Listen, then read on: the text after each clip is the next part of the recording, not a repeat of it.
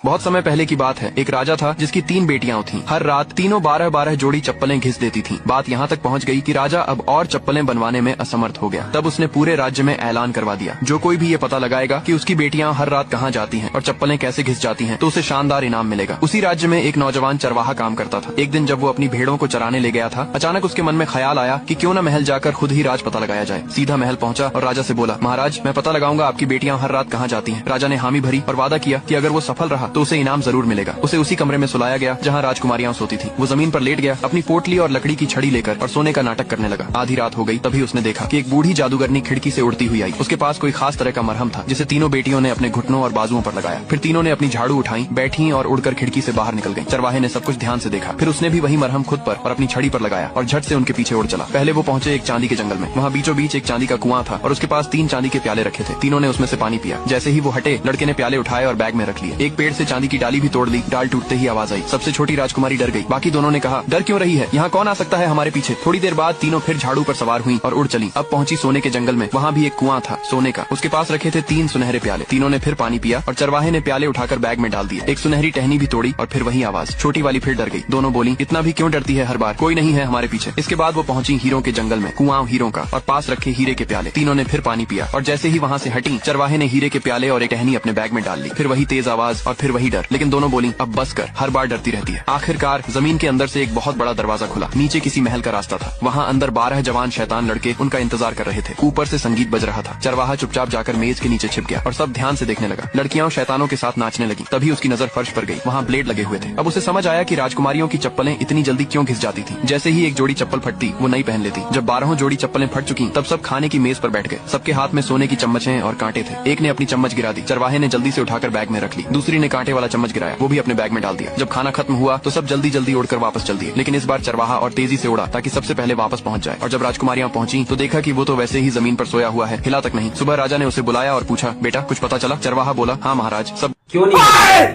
अलग पंडे एग्जाम बगल में आ सर जी गया, को लाइफ में नमस्ते कुछ करना है सर, पूरी तो देखने अगर दे रहे ऐसा हो यार। है, तो क्यों नहीं बोली।